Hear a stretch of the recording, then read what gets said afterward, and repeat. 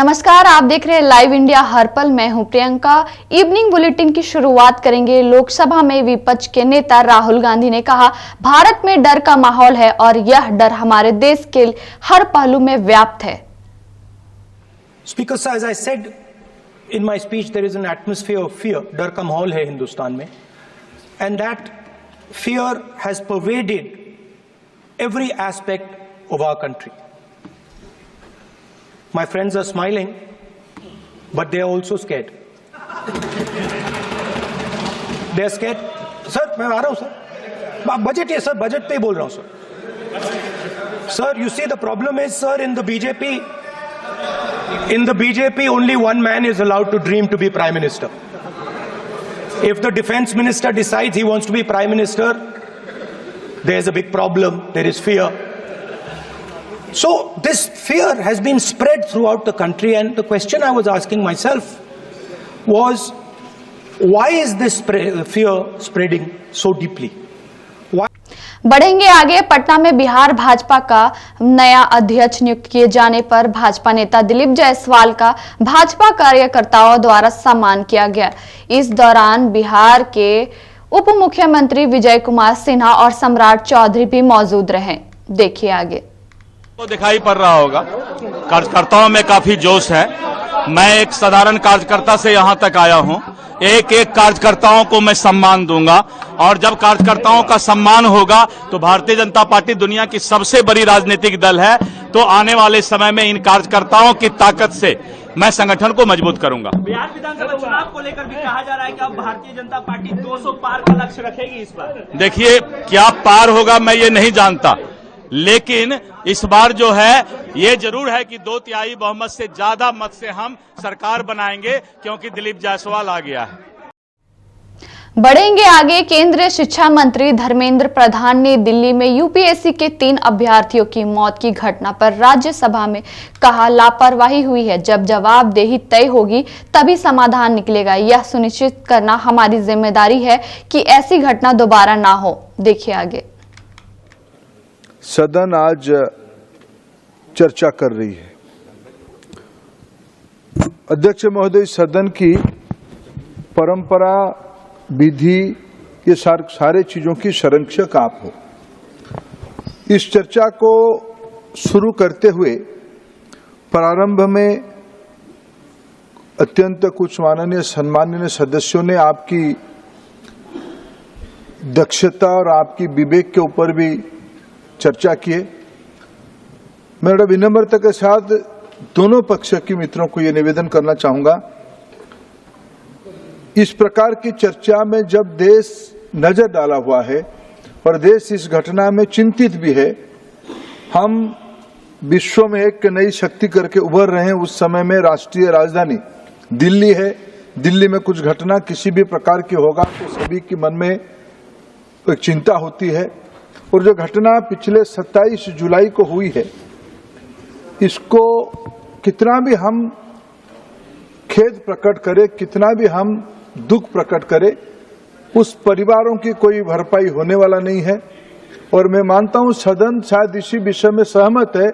हम उन परिवार के प्रति अपना श्रद्धांजलि ज्ञापन करते हैं, और निश्चित रूप में हम सभी की दायित्व बनता है ये घटना आगे कैसे ना हो, उसकी दायित्व किसकी है। ये राजनीति लापरवाही बनाम जिम्मेवारी की नहीं होनी चाहिए, जिम्मेवारी होनी चाहिए। लापरवाही तो हुई है, किसी ना किसी को तो उसमें उत्तर देना पड़ेगा, दायित्व लेना पड़ेगा, जिम्मेवारी लेना पड़ेगी, तब जाके उसमें से समाधान होगा। आज इस चर्चा को आगे बढ़ाते हुए जब आदरणीय सुधांशु जी ने इस चर्चा का शुरुआत किया, और अभी तक जो चर्चा हुई है, कई प्रकार की तर्क, कुछ जगह पर अगर ये संसदीय अपशब्द नहीं है तो मैं अध्यक्ष जी कुतर्क का शब्द भी लगाना चाहूंगा। कुतर्क संसदीय है या असंसदीय है? नहीं, कुतर्क को बदलिए। मैं आपके आदेश के हिसाब से उसको नहीं, सुझाव है कुतर्क को बदलिए। तर्कहीन, तर्क और तर्कहीन। एक सेकंड। और अपने यहाँ शालीनता का इतना स्तर बढ़ाओ कि लोग प्रभावित हों और सीखे भी। धन्यवाद आप अध्यक्ष तो हमेशा महोदय। ही संयमित रहते हो, पर ये कीजिए, इधर भी संयमित रहते हैं। ये सर हम सभी के लिए लागू है। ये पहले तो मेरे ऊपर लागू है कि मैं इस सदन को इस प्रकार की कोई भी शब्द के माध्यम से गुमराह ना करूं, कोई मर्यादा हानि ना करूं। इसकी सबसे ज्यादा जिम्मेदारी अध्यक्ष जी मेरे बयान में मेरे ऊपर होती है। इसीलिए मैं आपकी अनुमति भी चाह, दो तीन पहलू इस चर्चा में सामने आई है। मैं आपकी अनुमति में कुछ तथ्य, हम सरकार में है, कोचिंग सेंटर के बारे में कुछ दायित्व तो हम लोगों की भी बनती है। शिक्षा कॉन्करेंट लिस्ट में एक बिजनेस है, कॉन्करेंट लिस्ट की विषय है। दोनों राज्य सरकार और केंद्र सरकार की यौथ दायित्व में यह व्यवस्था है। पिछले कई सालों से कोचिंग सेंटर की व्यवस्था और प्रबंधन कैसे होनी चाहिए, 2017, 19, अभी 2020, फिर अभी 2024 में निरंतर रूप में भारत सरकार, राज्य सरकार तथा संघ प्रशासित राज्यों को अपना एडवाइजरी मार्गदर्शिका भेजते आए हैं। कोटा के बारे में चर्चा हुई। केवल कोटा नहीं, देश में अनेक जगह पे इस प्रकार की जब दुर्घटना होते हैं, कुछ कैंपसेस में भी कुछ दुर्घटना होते हैं, तब एक कोचिंग सेंटर की व्यवस्था कैसे होनी चाहिए, इसकी एक निरंतर मॉनिटरिंग, निरंतर जानकारी, सुझाव राज्यों को दिया गया है, जिसमें कोचिंग सेंटर की रजिस्ट्रेशन होनी चाहिए, उसकी मिनिमम स्टैंडर्ड रिक्वायरमेंट्स क्या होनी चाहिए, सेफगार्ड बच्चों के बारे में क्या क्या लेनी चाहिए, और उसकी निरंतर मॉनिटरिंग कैसे हो, और उसमें कुछ कोई खिलाफ करता है तो उसकी पेनल्टी व्यवस्था क्या हो, और राज्यों ने क्या क्या किया है। अनेक राज्यों ने, अध्यक्ष महोदय, बिहार, गोवा। बढ़ेंगे आगे। झारखंड में मानसून सत्र के दूसरे दिन भी सदन की कार्रवाई से पहले विपक्ष बांग्लादेशी घुसपैठी मामले को लेकर आक्रामक नजर आया। विपक्ष के तमाम नेता सदन के बाहर जमकर नारेबाजी करते हुए हेमंत सरकार को चेतावनी देते नजर आए। इस मामले पर अगर जांच जल्द से जल्द सरकार नहीं करती है तो उग्र से उग्र आंदोलन पूरे झारखंड में किया जाएगा। आगे देखिए।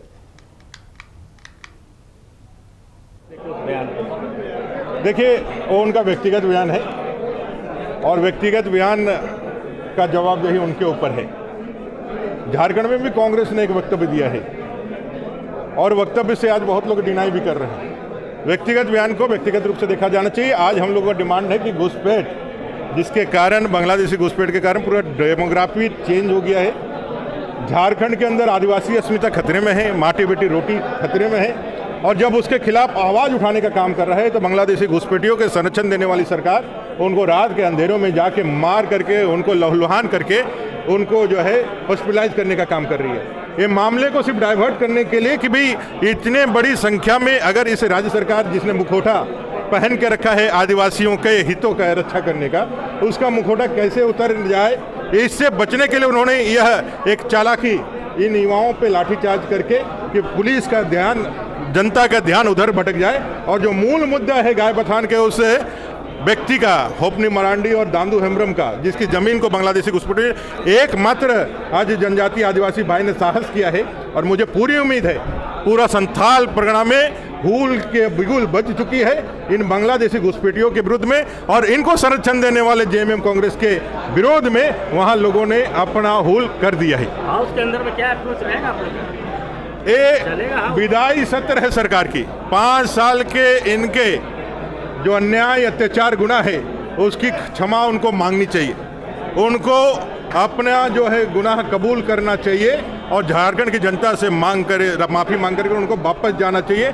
बांग्लादेशी घुसपैठ सहित युवाओं के रोजगार, चाहे वो 5 लाख बेरोजगारों को युवा रोजगार हो, 5,000 से ज़्यादा बेरोजगारी का भत्ता हो, अनुबंध कर्मियों को परमानेंट करने का आश्वासन हो और उसके ऊपर लाठी चला करके उनको लहूलुहान करने का काम हो, चाहे वो पारा शिक्षक हो, चाहे सहायक के पुलिसकर्मी हो, ऐसे सारे विषयों को लेकर के हम लोग इस सरकार से जवाब मांगने वाले हैं। सरकार के उन्हें गुनाह को याद दिला करके उसको ये बतलाने वाले हैं कि आपसे 5 साल में अपने झारखंड को नरक बना दिया है और झारखंड को देश का सबसे बड़ा भ्रष्टाचारी राज्य बना दिया है। बढ़ेंगे आगे। झारखंड विधानसभा के मानसून सत्र के दूसरे दिन बांग्लादेशी घुसपैठ पर अंबा प्रसाद और मंत्री इरफान अंसारी ने दी प्रतिक्रिया। देखिए। गौरव से लाल पाड़ साड़ी को देखते हैं हम लोग भी किसी ओकेजन में बहुत शौक से वो साड़ी पहनते, बहुत लोगों के मतलब इमोशनल कनेक्ट है वो साड़ी से, लेकिन फिर भी ये लोग उसका कदर नहीं किए। क्या सोच के ये लोग करते हैं, मतलब किस तरह का राजनीति कर रहे हैं वो बिल्कुल मेरे समझ से परे है। लेकिन निश्चित रूप से ये लोग बस तोड़ने फोड़ने पे लगे रहते हैं। ये लोग जोड़ने या समाज में शांति व्यवस्था बनाए रखने में ये लोग का कोई इन लोगों की तरफ से कभी कोई पहल नहीं देखने को मिला। हमेशा लोगों को गाना तोड़ना और लोगों में जाति और धर्म को लेके नफरत पैदा करना एक दूसरे के प्रति, बस ये इनका मानसिकता। क्षेत्र खनन का क्षेत्र है, मजदूर वर्ग वहाँ पर ज़्यादा आबादी में रहते हैं और इनकी समस्या अभी तक हल नहीं हुई है, जिसकी वजह से कई सारे मजदूर जो है बाहर के देशों में जाते हैं। देखिए, ये मजदूर स्टेट में ही सिर्फ विषय नहीं है, ये पूरे देश भर में आप देखिए कि विस्थापित लोग के ऊपर हर स्टेट में जहाँ जहाँ कोई खनन हो रहा है कार्य या फिर जहाँ पे विस्थापन का समस्या है, ये सेंट्रल लेवल से इन सब चीज़ों का के लिए आंख और कान बंद कर दिया गया है। जो केंद्र सरकारी की कंपनी है, जितनी भी मेरे क्षेत्र में है वो केंद्र सरकार से जुड़ी हुई कंपनी है। ये लोग सेक्शन 9 लगाते हैं, ये केंद्र सरकार से लगता है, काम करते हैं 5-10 साल बाद, लेकिन जो गरीब लोग होते हैं वो मूलभूत सुविधा से वंचित हो जाते हैं।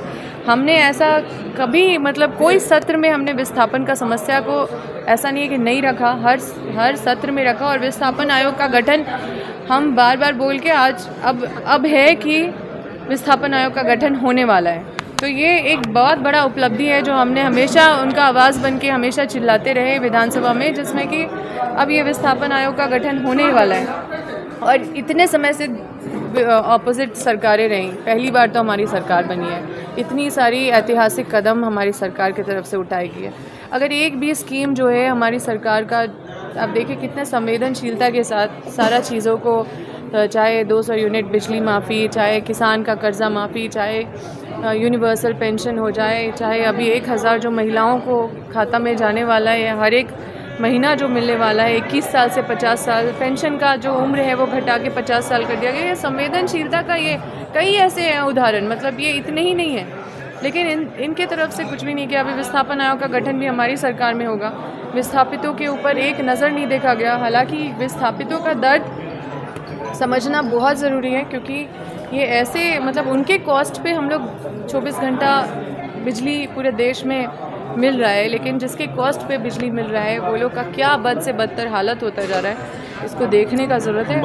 हम लगातार इस पे संघर्ष कर रहे हैं। बहुत इम्पोर्टेंट सवाल है, सरकार का कार्यकाल पूरा होने को है, संख्यक के संबंधित विकास के लिए जो निगम है, बोर्ड है, उनका गठन अभी तक नहीं हुआ है, कार्यकाल पूरा होने को है, तो क्या मतलब मैसेज मिलेगा इससे अल्पसंख्यक वर्ग को? सरकार देखिए, बोर्ड का गठन होना चाहिए।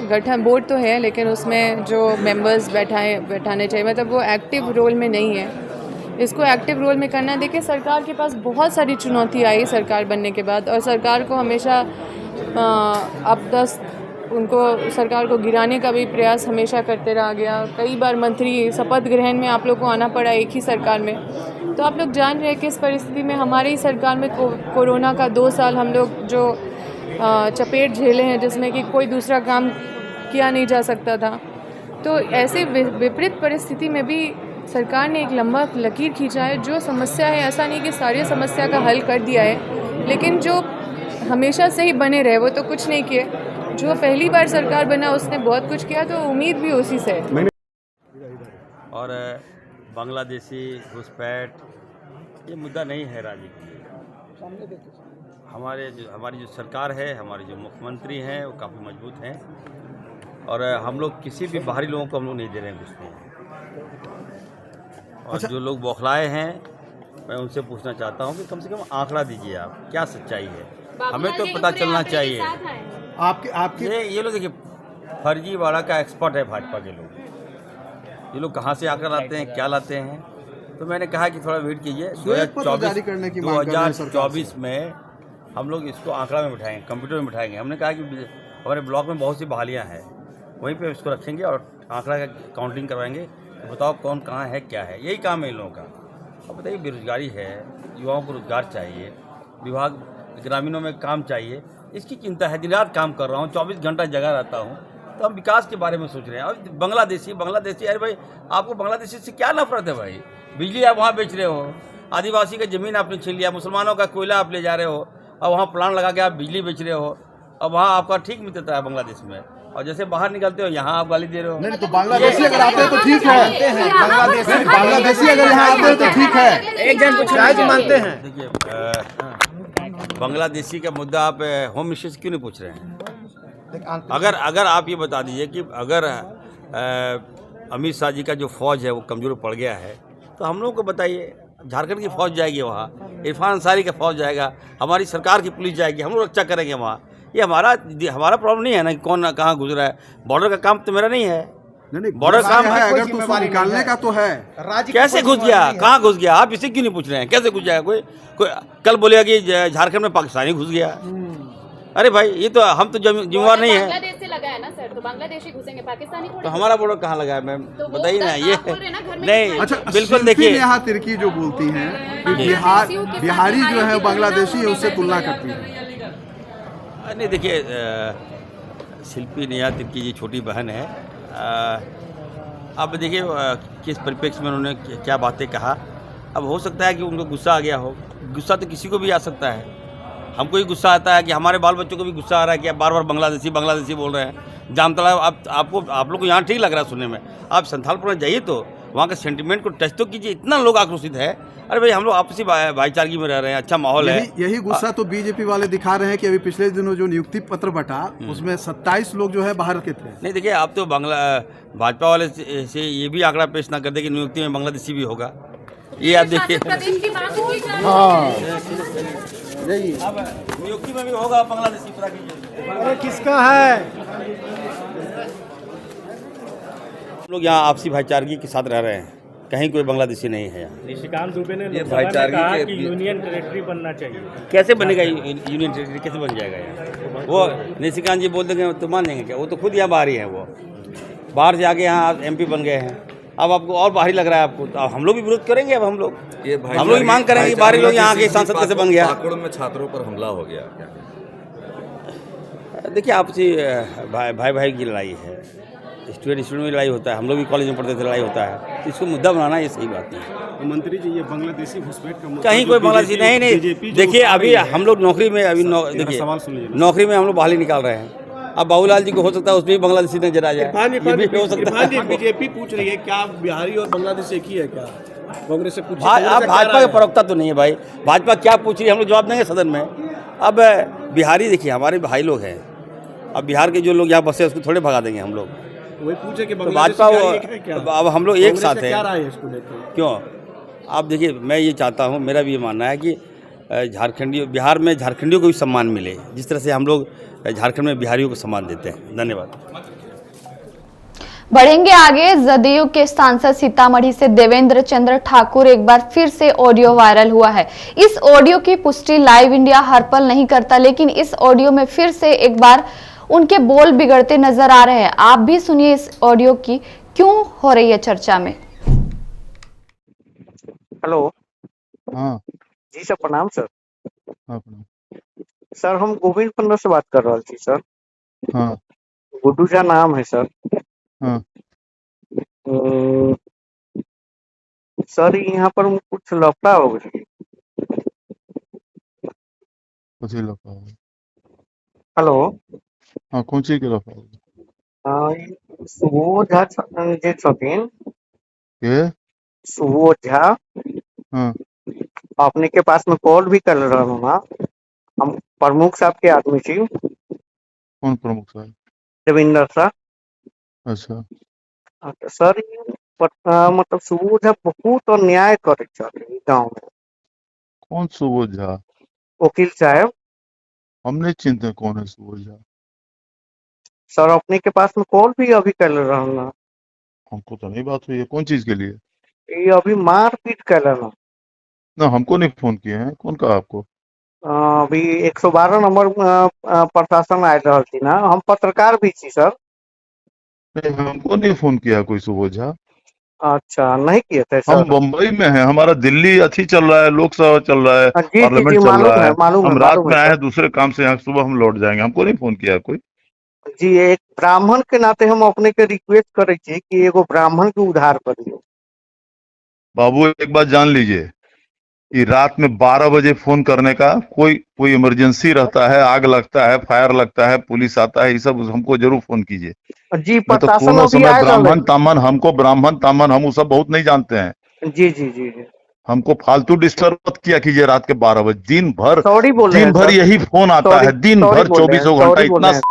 हरामजादा रद्दी साला बिहार का आदमी है, रात दिन भर यही फोन करेगा। हमरा ई तंग कर रहा है, हमरा ऊ मार रहा है, हमरा ई बलात्कार कर गल, हमरा घर के ओकरा उठा के ले गेल, एकरा उठा के ले गेल, इतने फोने आता है। जी ना, यही तो बिहार हम है। तो सॉरी बोले छी सर, हम पहले बार फोन कर लिए अपने के। नहीं कीजिए ना, आप होशियार आदमी दिखते हैं हमको। जी, रात में 12 बजे ही फोन करने का भी जगह है, हम समय है सर इसका। अपने के वोटर थी सर हम। और कोई वोटर है तो क्या हुआ भैया, अगले बार 4 वोट मेरे खिलाफ दे दीजिएगा। नहीं सर, नहीं, मेहरबानी ऐसा कीजिएगा, 4 वोट मेरे खिलाफ दे दीजिएगा, कोई नहीं दिक्कत सर, नहीं है। हम नहीं अब देंगे। आपका वोट का मतलब ये नहीं है कि रात में आप हमको 12 बजे फोन कीजिए बिना मतलब का। कोई जरूरी काम है तो जरूर हम हाजिर हैं, 24 घंटा हाजिर हैं।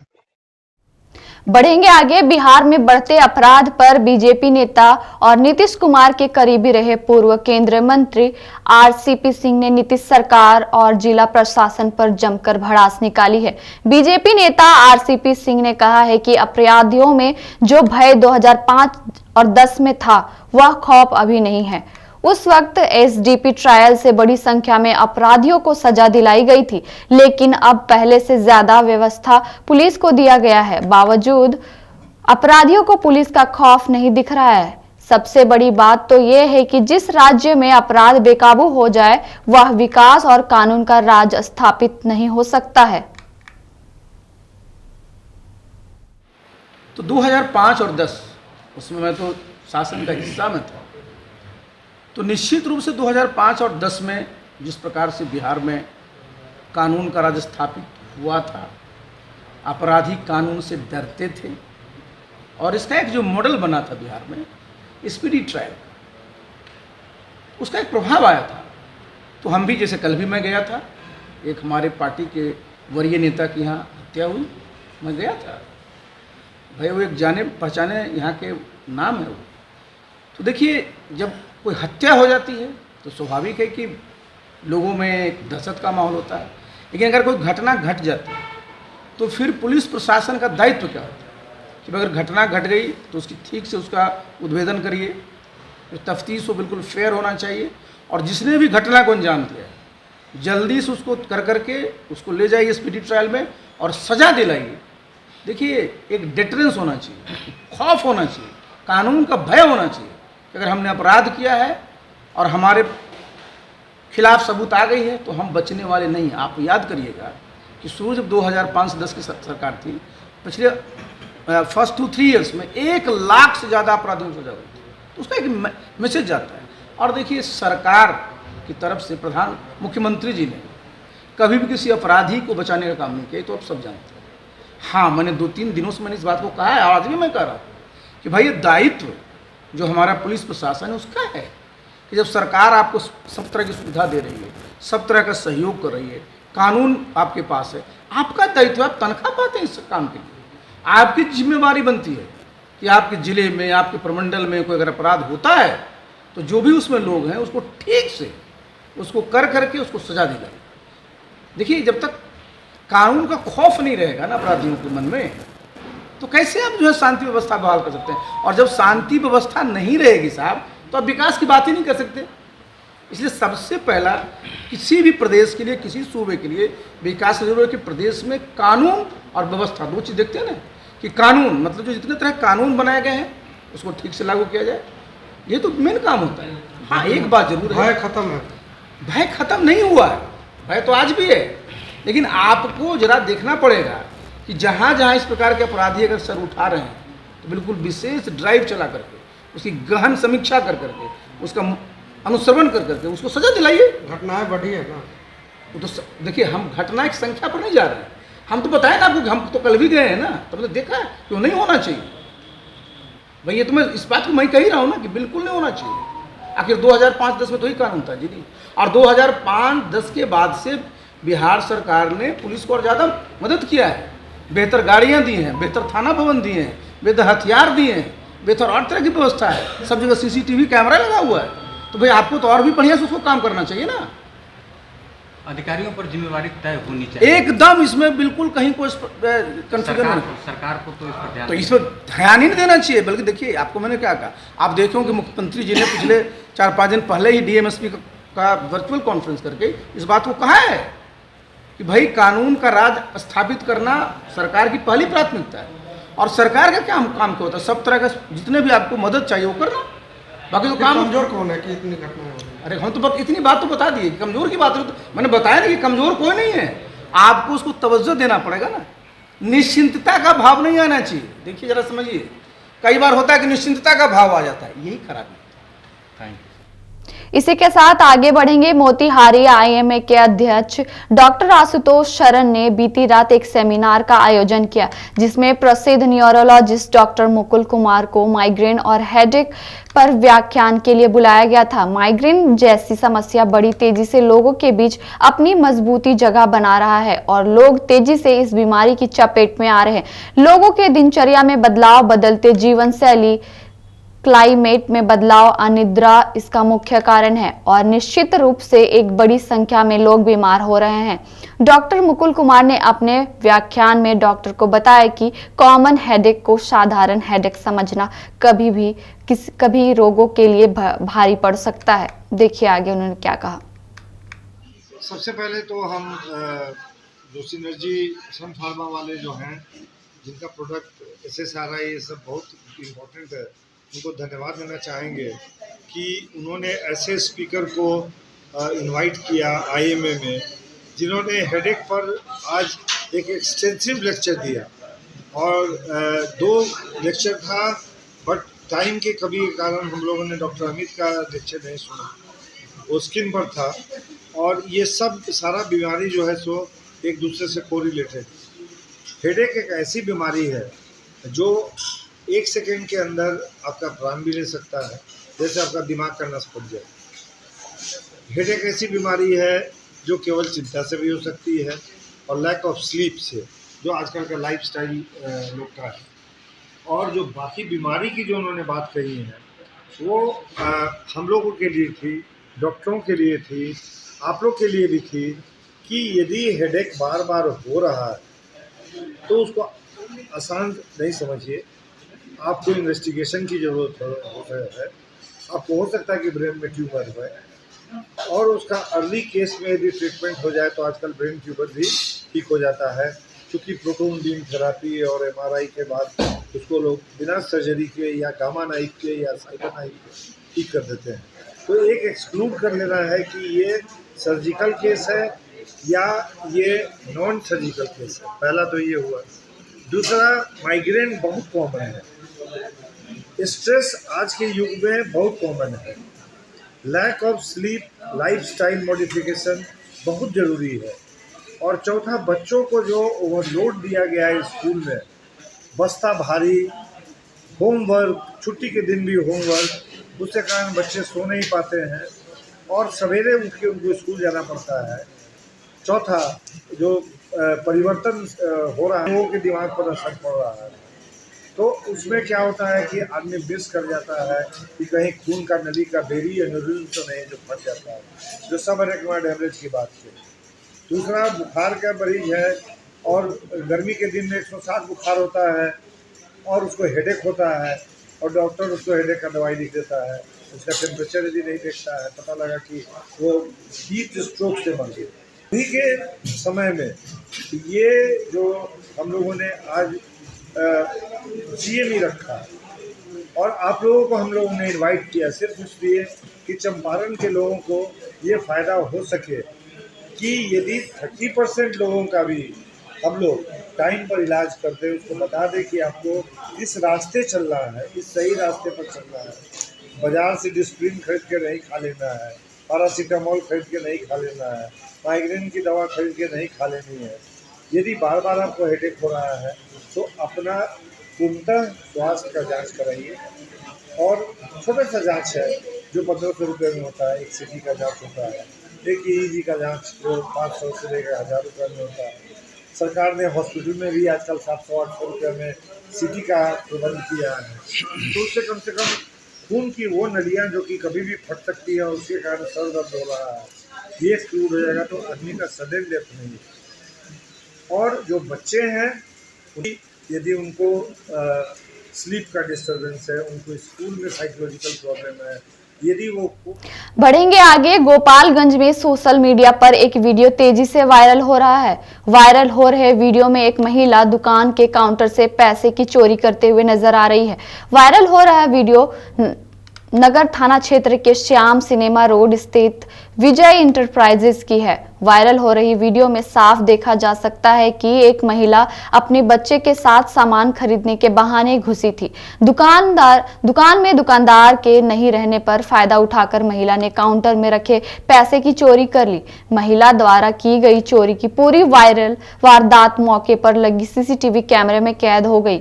वहीं दुकानदार विजय कुमार ने बताया कि यह घटना 20 जुलाई की है, जब वह किसी काम के संदर्भ में कहीं गया हुआ था। दुकान के स्टाफ की बाथरूम करने के लिए दुकान से निकल चुका था। इसी बीच एक महिला अपने बच्चे को लेकर पहुंची और काउंटर के पास टेबल पर बैठ गई।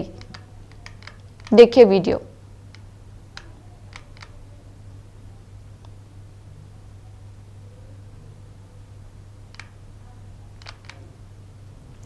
इसी के साथ आगे बढ़ेंगे। दीपनगर थाना क्षेत्र के डुमराव पंचायत के उत्क्रमित मध्य विद्यालय लालबाग में 4 से 5 छात्राएं लापता हो गई।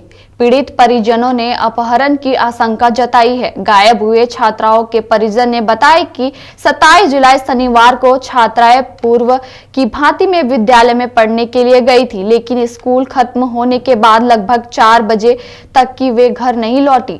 परिजनों ने काफी खोजबीन की, परंतु जब वे नहीं मिली तो उन्होंने स्थानीय पुलिस को सूचना दी। आज तक बच्चियों का कोई सुराग नहीं मिल पाया है।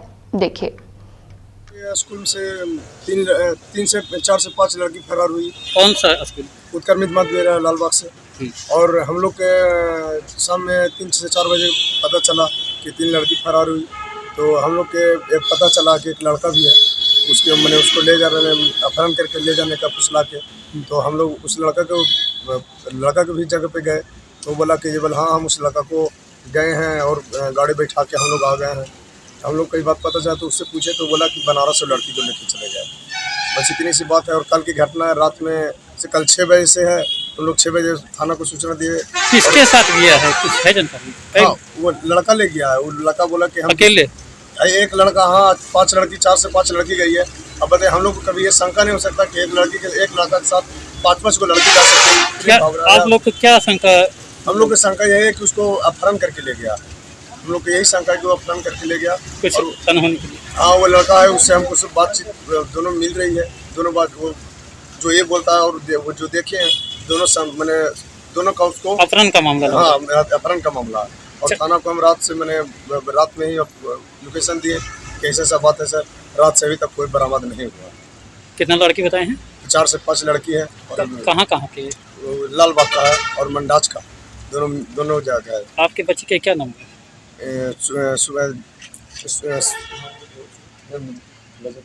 सुषमा कुमारी नाम है। अच्छा, और आपका नाम? संतोष कुमार। कौन हुई आप? जी, आप कौन हुई लड़की के? लड़की का हम चचा हुआ। शाम में 3 बजे स्कूल से छुट्टी हुआ। कौन सा स्कूल? उत्क्रमित मध्य विद्यालय लालबाग से। और वहाँ से 3 लड़की फरार हुई, निकल गई वहाँ से। और टोटल कितना बची थी? टोटल 3 थी। तो गाँव गए तो मालूम चला 5 है। वही गांव से मालूम चला कि मैंने 3 लड़की निकल गई। उससे मैंने उसको हम लोग खोने के लिए निकले तो घर में पता चला कि एक कॉल आया था 1 दिन पहले 1 नंबर से। रात 4 बजे छुट्टी मिलने नहीं लग जाने से खोजे लगने। कहाँ पढ़े जाता था? कौन यही स्कूल में, सरकारी में। उत्क्रमित विद्यालय लालबाग। बोलो ना। तो कौन पढ़ने जाती थी? काजल कुमारी। काजल कौन लगती है? कौन लगती है? पोती लगती है। तो क्या कितना बच्ची लापता हुई है? लगभग 4 बच्ची के तो है। 4 कोई 5 गो का है, कोई 4 गो का है। 4-5 गो। हाँ। लेकिन 2 मेरे गांव का ही। तो क्या आशंका जता रहे हैं? अपहरण के हम अपहरण करके आपकी कि हमारी जन्म नहीं करेगा। तो क्या प्रशासन से क्या गुहार लगाते हैं? यही कि हम लोग को मान सम्मान से हम उतना बताए थे ना, कहे कि हमको लड़की के लौ दीजिए खोज के जल्दी से। क्या क्या कौन ले गया है बताइए। रोज स्कूल जाती थी, रोज आ जाती थी घर से, स्कूल से जाती थी और कल गए वहाँ से 4 बज गए, 4:30 बजे फिर आ गया, घर नहीं आया। फिर खोजने लगे, मंडास से जनी आया, वो बोला कि ये तुम्हारे लड़की आ गई। अरे हम बोले कि नहीं मेरा लड़की नहीं आई, तो टाइम हो जाएगा तो आ जाएगा। तो कहते 4 बज गया। फिर बोला कि ये तब खोजने लगे सब मिलकर। इतना में खोजते खोजते सांझ हो गया। फिर प्रशासन अथी कर रहे हैं, सूचना दिए। प्रशासन बोले, प्रशासन क्या कहें क्या। और बोली में तो हमारा बोलने की हिम्मत है कि मेरे बच्ची अभी नहीं मिला है, और उसको खोज के ला दीजिए। और ऐसा खोज के ला दीजिए, उसको साथ कुछ घटना में 4 लड़की है उसको साथ। क्या लग रहा है, क्या शंका है? शंका है कि अपहरण कर लिया। 4 लड़की के क्या करेगा? अगर जो भागता तो एगो लेके भागता, 4 गो को तो लेके भागता नहीं। एगो 2 गो लालबाग का है, एगो मंडाच का है, एगो उधर ही के कन्हू के से लेकर मंगरा से लेकर उठाया है गाड़ी पर। आपके बच्चे के क्या नाम है? मेरे बच्ची का नाम है सुरभि कुमार। आपका नाम? मेरा नाम है रीता देवी। कौन कौन है? लालबाग है। उसके बाद मास्टर फोन किया कि बच्चे के देखिए जो अथी दिक्कत हो रहा, तो गया था उसका मम्मी चांदनी के। उसके बाद गया मेरा भाभी था, वो गया स्कूल, वहाँ पर एक बात किया मास्टर से, और बच्चा के दावा हुआ भी। और वहाँ पर स्कूल के बाहर खड़ी था मेरा भाभी कि छुट्टी होगा तो लेके जाएंगे साथ में। छुट्टी होने वाला था। उसके बाद फिर वो बैठल रह गया, फिर लड़की नहीं निकला वहाँ से। फिर ही खोजने लगा मेरा भाभी। तो क्या लगा, लड़की क्या हुआ? लड़की मिला नहीं सर, खोजने लगा तो पता चल रहा है कि जो कोई उधर गया, उसमें 5 लड़की है। क्या हुआ? 5 लड़की मैंने स्कूल में था, पता नहीं किधर गायब हो गया जे। अब खोज रहा था सब, अभी सब लोग पुलिस अथी कर रहा है। तो हम लोग के तो लग रहा है कि किडनैप हुआ। जैसे कोई चीज दिक्कत रहता तो 1 लड़की भागता, 2 लड़की भागता, यहाँ 5-5, 6-6 लड़की भाग रहा, तो वो तो किडनैपे हुआ है। कहाँ कहाँ की लड़की? लालबाग का 2 लड़की है, और मंडाच का 3 लड़की है, 5 लड़की है। मगड़ा के ऐसे तो बोल रहा है सब कि मगड़ा के लड़के हैं, मगर हमको पता नहीं है कि मगड़ा के हैं, मगर सुन रहे हैं कि मगड़ा के भी 1 लड़की है। आप कौन सा जो गायब है उसका क्या नाम है? वो सब लड़की के तो नाम नहीं पता है सर, मगर आपकी भतीजी का? हमारा चांदनी नाम है भतीजी का। आप उसके चचा हुए? हम उसका चचा हुए महिला। क्या नाम है? जितेंद्र कुमार। कौन सा गाँव है? मंडाच है। हमारे साथ इस बुलेटिन में इतना ही। देखते रहिए लाइव इंडिया हर पल। धन्यवाद।